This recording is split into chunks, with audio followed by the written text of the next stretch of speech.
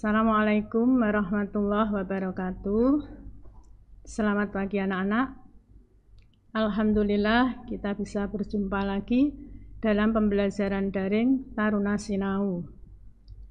Pada semester genap ini, kalian untuk mata pelajaran matematika masuk ke bab 5 dengan judul Dimensi 3. Untuk kemarin, di pertemuan minggu kemarin, itu belum ada tayangan video karena baru pertama kali, jadi kalian hanya mendapatkan materi saja.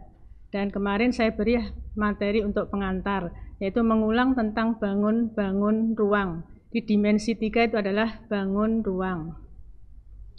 Dalam dimensi 3 ini nanti akan kita pelajari tentang, coba kita lihat dulu kompetensi dasarnya.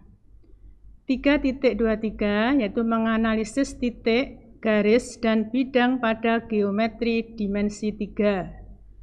4.23 menyajikan penyelesaian masalah yang berkaitan dengan jarak antara titik ke titik, jarak antara titik ke garis, dan garis ke bidang pada geometri dimensi 3. Kemudian dalam dimensi 3 ini nanti terdiri dari dua bentuk. Yang pertama adalah bangun ruang sisi datar. Yang kedua adalah bangun ruang sisi melengkung. Di mana bangun ruang sisi datar terdiri dari bentuk-bentuk. Pertama adalah kubus. Berikutnya adalah balok. Selanjutnya adalah limas. Berikutnya prisma. Ini adalah bangun ruang dengan sisi datar. Jadi terbentuk dari garis-garis datar. Untuk bangun ruang yang sisi melengkung, bentuk-bentuknya adalah kerucut. Selanjutnya adalah tabung. Berikutnya adalah bola. Jadi bangun-bangun ini terbentuk dari garis-garis lengkung. Saya kira kalian sudah tahu ya, mulai sekolah dasar sudah dikenalkan bentuk-bentuk bangun ruang tersebut. Sekarang untuk di SMK kelas 11 ini yang akan kita pelajari, coba untuk dimensi 3 adalah pertama kali nanti kita akan menentukan jarak dalam kubus, balok, limas, dan prima, serta sudut. Jadi dalam kubus, balok, limas, dan prima, nanti kita akan menentukan jarak dan sudut. Untuk yang bangun lengkung, kita tidak usah menentukan jarak dan sudut, karena di dalam bangun melengkung, sisi melengkung itu tidak ada pembentukan sudut. Itu ya anak-anak ya. Coba sekarang kita mau melihat tentang jarak. Ini skema ya, skema jarak itu ada jarak titik ke titik. Jadi kita akan mengukur jarak dari titik ke titik. Itu nanti berapa ukurannya. Kemudian kita akan mengukur jarak dari titik ke garis. Selanjutnya jarak antara titik ke bidang. Di titik ke titik, titik ke garis, titik ke bidang. Tuh ya. Dan garis ke garis. Kemudian garis ke bidang. Selanjutnya adalah bidang ke bidang. Jadi untuk jarak nanti kita akan mempelajari 6 poin. Itu titik ke titik, jarak titik ke garis, jarak titik ke bidang, jarak garis ke garis, jarak garis ke bidang, dan jarak bidang ke bidang. Ya anak-anak ya. Berikutnya adalah tentang sudut. Tadi tentang jarak, ini skemanya dulu. Untuk sudut nanti kita akan mempelajari sudut antara garis dan garis. Jadi kalau garis dan garis itu kita mau mencari sudutnya bagaimana caranya.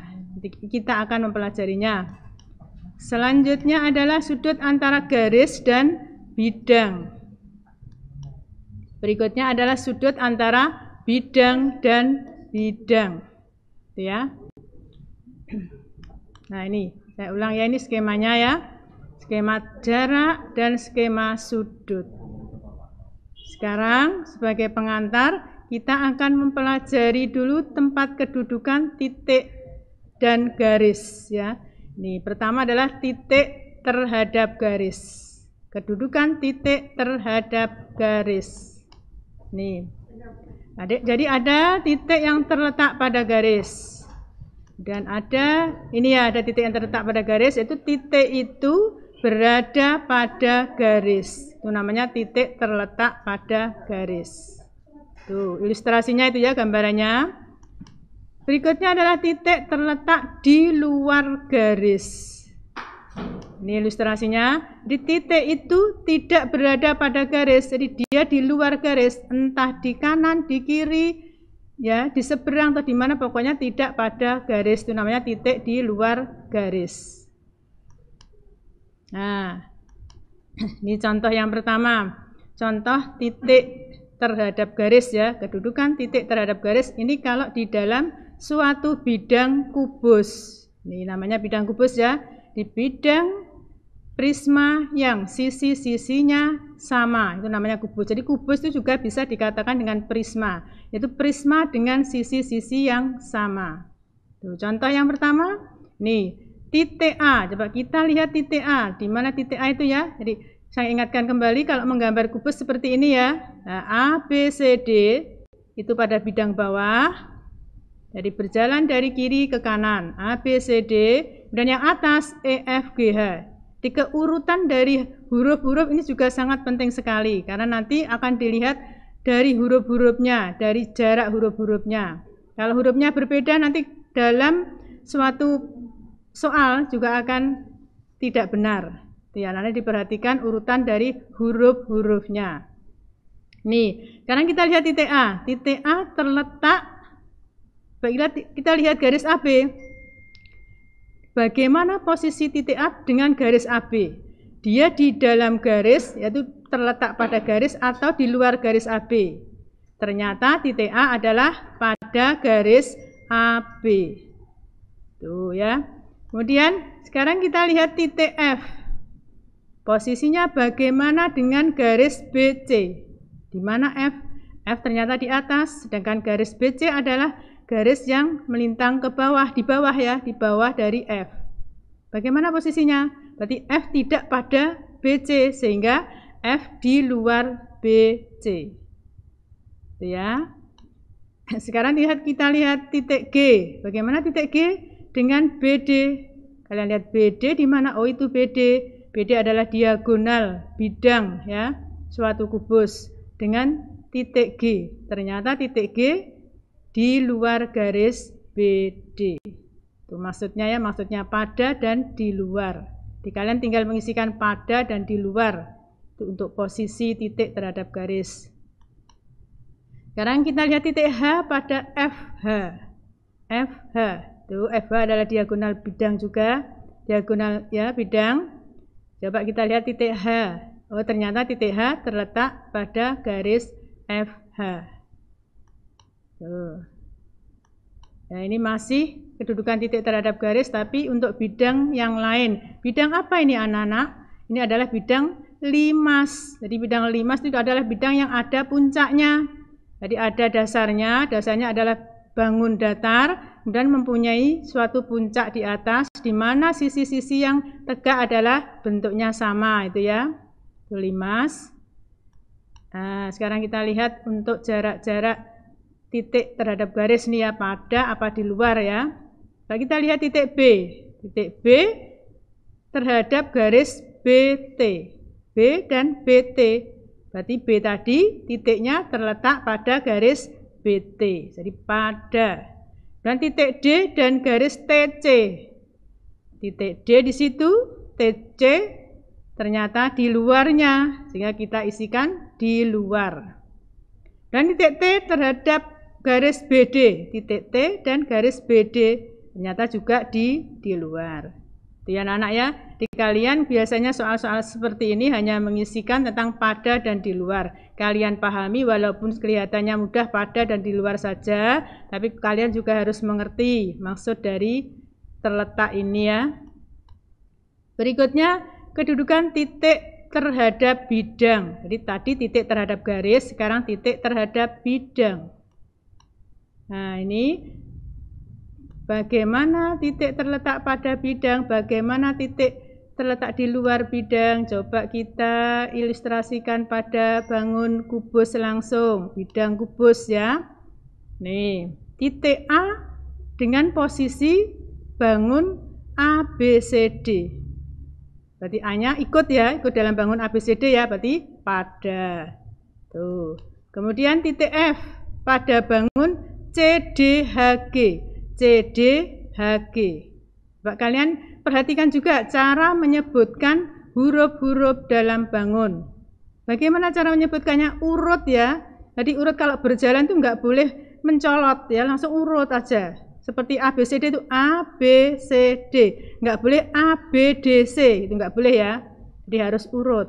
CDHG juga gitu. Kalau kalian mulai dari huruf C, maka C, D, terus ke atas HG. Jadi nggak boleh CDGH, itu tidak boleh. Itu juga menentukan pembetulan ya, pembetulan suatu soal. Ya, kalian harus memperhatikan tentang penyebutan suatu bangun. Sekarang titik F. Titik F terletak di luar apa pada ya? Pada bidang CDHG. Coba kita lihat CDHG. F-nya di mana? Oh, ternyata F di luar bidang. Tuh ya. Sekarang kita lihat titik D. Titik D dengan bangun BDHF. Bagaimana titik D? Terletak pada. Itu ya anak-anak ya. Titik dan bidang. Kemudian sekarang kita lihat titik H. Titik H di mana titik H? Dengan ACGE. ACGE. Itu merupakan bidang diagonal. Jadi bidang yang membentuk suatu diagonal itu ya, namanya bidang diagonal. ACGE. Di mana titik H? Oh, ternyata titik H tidak pada bidang, berarti di luar. Nah, sekarang kita mau menentukan kedudukan garis terhadap garis. Nah, ini posisi garis terhadap garis ada sejajar. Nah ini ya seperti ini ilustrasinya ya. Garis sejajar adalah dua garis yang berjalan bersama dan tidak akan berpotongan. Dia tidak akan berpotongan, terus bareng. Tidak akan berpotongan, ini tidak akan menggok ke kanan kiri ya, dilurus bareng. Itu namanya garis sejajar. Dia walaupun di titik manapun tidak akan berpotongan. Berikutnya adalah garis yang berpotongan. Jadi garis ini ilustrasinya garis yang mempunyai titik potong. Dimanapun titik potongnya tapi ia akan berpotongan. Itu namanya adalah dua garis yang berpotongan. Berikutnya adalah garis yang bersilangan. Coba kita lihat ilustrasi garis bersilangan. Oh, tidak ada ilustrasinya ya. Ilustrasi garis yang bersilangan adalah garis itu terletak pada suatu bidang. Jadi garis itu tidak akan berpotongan dan tidak akan sejajar. Jadi garis itu tidak berpotongan dan tidak sejajar, itu namanya bersilangan. Nanti kita masukkan ke dalam contoh ini ya. Nah ini, tentukan kedudukan dua garis. Ini kita lihat garis AB dan BC. AB dan BC. Berpotongan apa? Bersilangan apa sejajar? Ternyata dia mempunyai titik potong, yaitu titik B. Berarti berpotongan. Kemudian garis AD dan GF. AD dan GF. AD dan GF bagaimana ini? Ternyata tidak berpotongan ya dia ya, tapi dia berjalan lurus ya. Nah itu namanya sejajar. Sejajar itu tidak akan potongan, tapi lurus sama ya. Dan garis AB dan GF. Ini contohnya bersilangan. AB dan GF. AB-nya ke sini. Ya, arahnya adalah kanan kiri, sedangkan GF arahnya mana itu ya? Bersilangan ya, tidak searah ya, tidak searah dan tidak berpotongan. Itu namanya bersilangan. Kemudian BD dan AC. BD dan AC. Itu BD dan AC. BD adalah diagonal bidang, AC diagonal bidang dan berpotongan di titik tengah itu ya, titik tengah-tengah diagonal, di berpotongan. Kemudian garis AC dan DH, AC dan DH. Loh, gimana AC dan DH itu? Dia tidak akan berpotongan dan tidak sejajar, berarti bersilangan. Itu ya, itu tentang garis terhadap garis. Berikutnya adalah garis terhadap bidang. Nah, ini terletak pada, sejajar, menembus atau memotong. Jadi ada 3 ya kalau garis terhadap bidang ini. Baik, ini kita lihat. Ini garis AB dan bidang ABCD. AB dan ABCD. Berarti garis itu apa? Terletak pada, karena masuk dalam bidang tersebut. Jadi terletak pada. Sekarang garis BC dan CDHG. BC dan CDHG. Dia tidak terletak. Yang terletak hanya titik C saja. Berarti memotong, karena hanya berpotong di satu titik, berarti memotong. Tapi B-nya enggak, B-nya di luar ya. Ya, garis itu memotong. Dan garis BC dan EFGH. BC dan EFGH. Gimana itu? Sejajar, karena di dalam garis BC, di dalam garis EFGH ada garis FG yang sejajar dengan garis BC. Jadi ada satu garis atau 2 garis yang sejajar sehingga dinamakan sejajar. Kemudian garis AC dan bidang BDHF. AC dan BDHF. Berarti bidang itu memotong. Berikutnya adalah kedudukan bidang terhadap bidang. Bagaimana posisi bidang terhadap bidang?